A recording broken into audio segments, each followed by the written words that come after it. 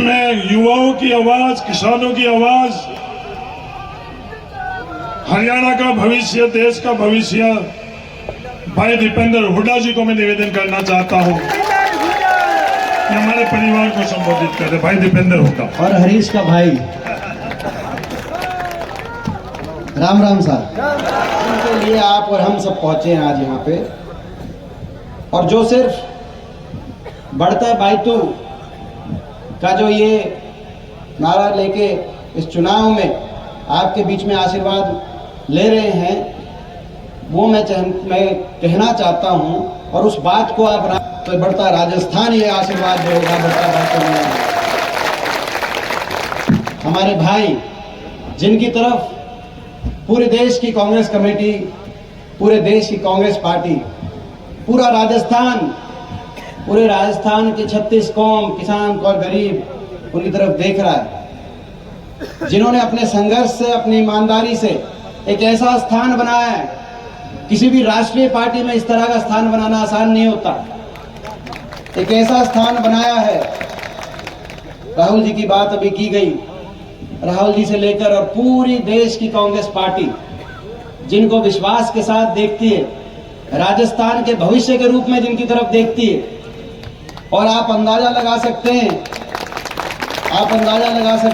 अभी कह रहे थे कि दोनों भाई हैं, 3 प्रदेश, पंजाब, हरियाणा, राजस्थान, ये तीनों प्रदेश की तीनों प्रदेशों की सरदारी आपके बीच में जिनके लिए आग्रह करने के लिए यहाँ पे आई है। आपको अंदाजा लगा सकते, हमारे ऐसे भाई जिन्होंने ना सिर्फ बाइतू को, इस इलाके को विकास की नई दिशा देने का काम किया, लेकिन पूरे राजस्थान में जिन्होंने किसान की लड़ाई लड़ी, ओबीसी की लड़ाई लड़ी, हर वर्ग की लड़ाई लड़ी, और केवल राजस्थान तक ही नहीं, देश में भी कभी जरूरत पड़ी, किसान आंदोलन, महिला खिलाड़ी आंदोलन, उस लड़ाई में भी जो देश में सबसे अगली पंक्ति में जो खड़े दिखाई दिए, ऐसे हमारे भाई, उनके लिए साथ मांगने के लिए आज हम आपके बीच में यहाँ पे हाजिर हुए हैं। कोई पंजाब से चल के, कोई हरियाणा से चल के इतनी दूर से आपके बीच में आए हैं, आप अंदाजा लगा सकते हैं। और मैं इनको इस बात के लिए मगर बधाई देना चाहता हूँ।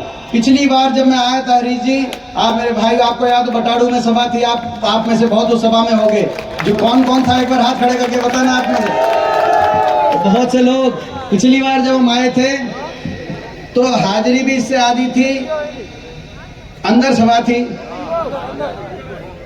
तो हाजिरी भी इससे आधी थी, उसमें जोश भी इससे आधा था। और बाड़मेर से रास्ते में जब आप आए तो बहुत से दूसरी पार्टियों के झंडे वाले दिखाई दे रहे थे और कह रहे थे कि भाई तुम्हारी बात बननी मुश्किल है। और इस बार बाड़मेर से हम यहाँ पे आए, रास्ते में लोग कूदते मिले और कह के आप जीत के जाने की जरूरत नहीं है। तो आप चुनाव जीत चुके हो, लोगों का मन, लोगों और आशीर्वाद लोगों का और जरूरी है। केवल एक चुनाव का फैसला मत मानना, ये बाइतू का फैसला आने वाले समय के भविष्य का, अगली कई पीढ़ियों के भविष्य का, ये फैसला केवल बाइतू बाड़मेर का नहीं, राजस्थान का। यहां से जो फैसला होगा राजस्थान से होगा।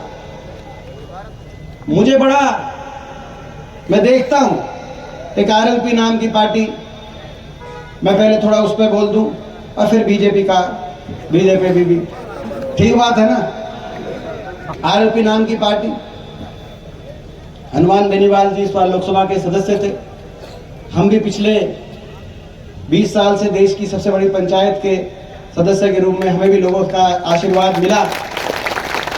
शायद मेरी आयु में लगातार 20 साल देश की सबसे बड़ी पंचायत में किसी और को अवसर नहीं मिला, मैं सौभाग्यशाली मानता हूं। इस बार वो आए,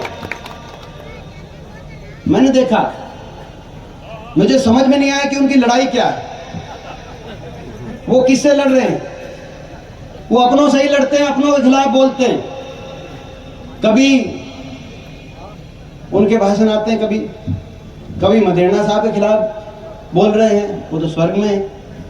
कभी नाथुराम जी मिर्जा के खिलाफ बोलते हैं, वो भी स्वर्ग में है। कभी हमारी समाज की बहनें हैं, उनके खिलाफ बोलते हैं। और अगर लड़ते हैं तो कोई अपना अगर ऐसा कोई मजबूत कोई नेता जिस पे लोगों का विश्वास हो, जो आगे बढ़ सके और जो आगे बढ़कर देश प्रदेश का नेतृत्व करने में सक्षम हो, लड़ते हैं तो वहीं जाके लड़ते हैं। और किसके इशारे पे लड़ते हैं? दूसरों के इशारे पे दूसरों पे लड़ते हैं, लड़ते अपनों से। ठीक बात है ना? दूसरों के इशारे पे लड़ते हैं और अपनों से लड़ते हैं। ये कौन सी लड़ाई है? एक गाड़िया लोहार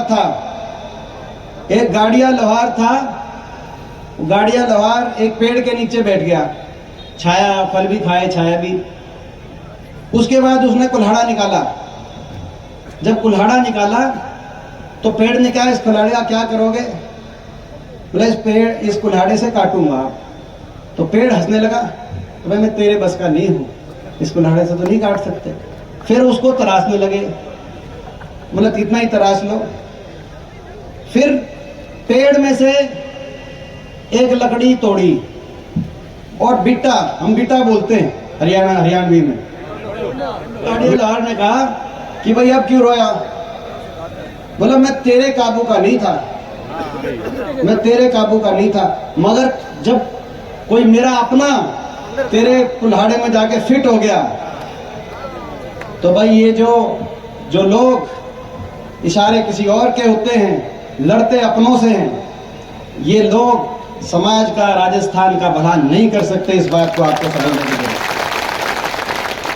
ये लड़ाई आपकी और हमारी। और मैं एक बात और कहना चाहता हूं, बीजेपी के बारे में भी मैं कहना चाहता हूं। ये इस पार्टी का भी हिसाब किताब आपको बराबर करना। मैं एक अच्छी खबर लेके आया हूं आपके लिए। अभी बाड़मेर जब हम निकले तो प्रेस के कुछ साथी बाइट ले रहे थे, उनको भी मैंने बता दी कि हिमाचल में कांग्रेस पार्टी जीती कि नहीं जीती?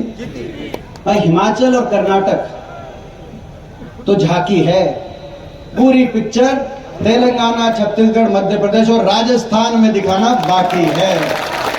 इनका भी सफाया होना तय है। तेलंगाना से भी खबर आ गई, मध्य प्रदेश से भी खबर आ गई, छत्तीसगढ़ से भी खबर आ गई।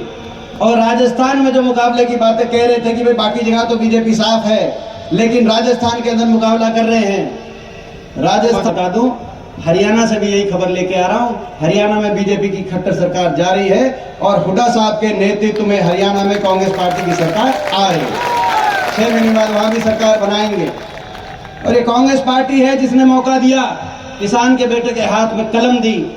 आपकी सरकारें थी कांग्रेस पार्टी की, प्रदेश, अलग अलग प्रदेशों में मुख्यमंत्री थे किसान के बेटे, कहीं मुख्यमंत्री थे, कहीं कैबिनेट के अंदर मंत्री थे। आज ना कोई कैबिनेट में देश की मंत्री, ना किसी प्रदेश में आपका।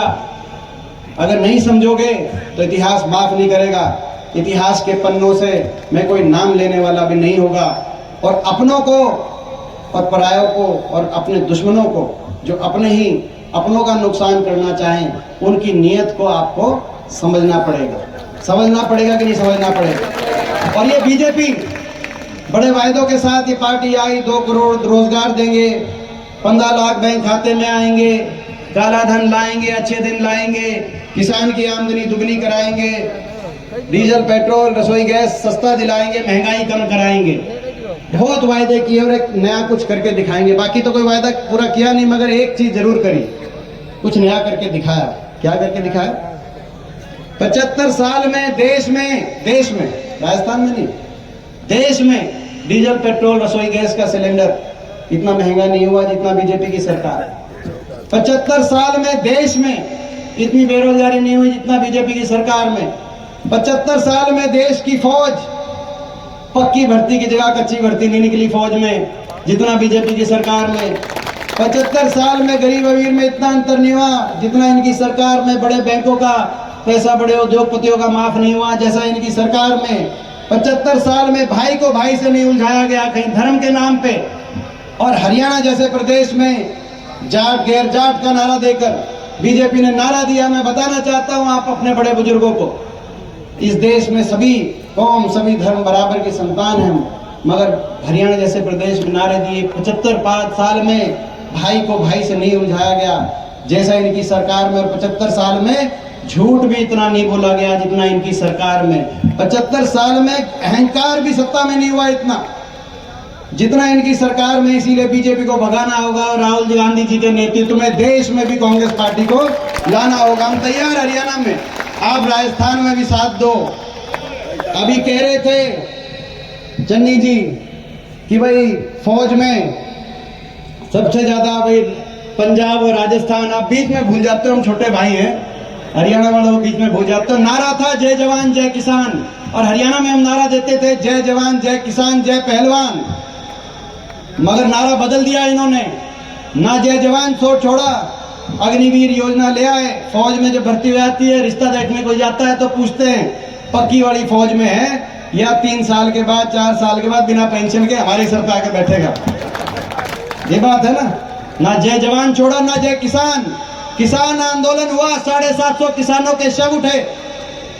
जैसा बताया चन्नी जी ने, पंजाब के, हरियाणा के, कुछ पश्चिमी उत्तर प्रदेश के थे 200 से ज्यादा किसान। हरियाणा के किसी का भाई था, किसी का बेटा था, किसी छोटे छोटे बच्चे थे, और उस किसान का अपमान इस सरकार ने किया। देश की सबसे बड़ी पंचायत में, देश की सबसे बड़ी पंचायत में हम जब उठ के कहते थे इन किसान ये बैठे हैं 1 साल से लाखों की तादाद में, इनकी बात मानो, ऐसा आंदोलन देश के इतिहास में नहीं हुआ, तो कहते थे नहीं मानेंगे। हम कहते थे इनको इंसान तो कम से कम मानो, सहानुभूति के 2 शब्द कह दो, तो कहते थे इंसान नहीं मानेंगे। देश की कृषि मंत्री ने कहा कि देशद्रोही हैं ये, तो जो बैठे देश